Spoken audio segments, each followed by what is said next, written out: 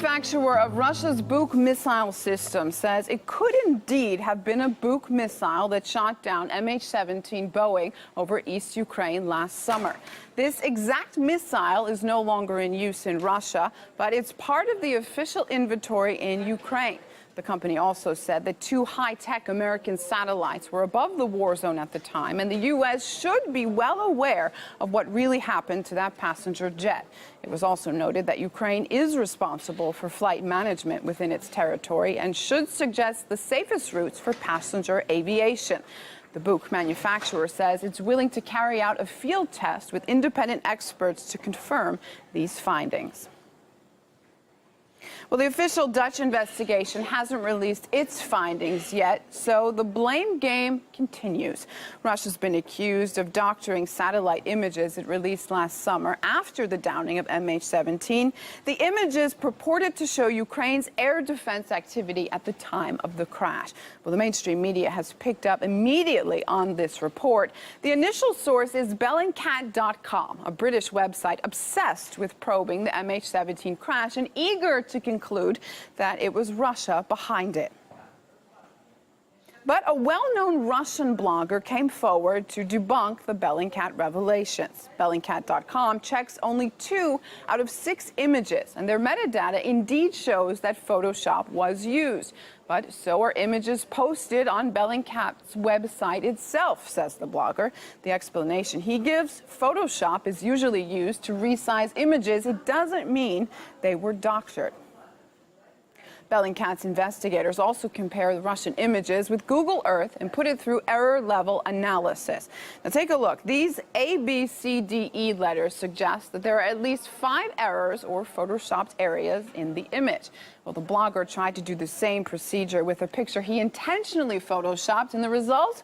No errors. Can you rely on these checks? Hardly. And finally, Bellingcat Sherlock say a little spot next to what seems to be a vehicle is liquid, presumably oil. Yes, from satellite images, they decided it was oil. You heard correctly. By the size of the oil pool, they figured out the chronology of the photos. The blogger zooms in, and he says it looks more like a shadow. Well, RT invited the founder of Bellingcat to comment. He ignored the request and rushed to sarcasm on Twitter instead. Elliot Higgins attached a Simpsons video to demonstrate how he thinks his interview to RT would be severely edited. Well, how about doing it live? We officially invite you in the now.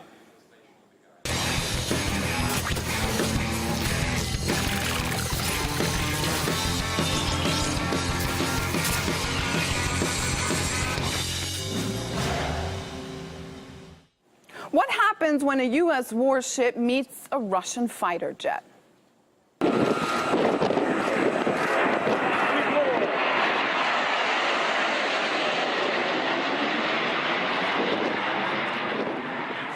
The U.S. Navy released the video in order to demonstrate it seems that these sort of encounters are a usual occurrence. They happen all the time. I'm not sure that's the case. The Russian media suggests that the American destroyer cruised inches away from Russia's territorial waters and was intentionally provoking a response.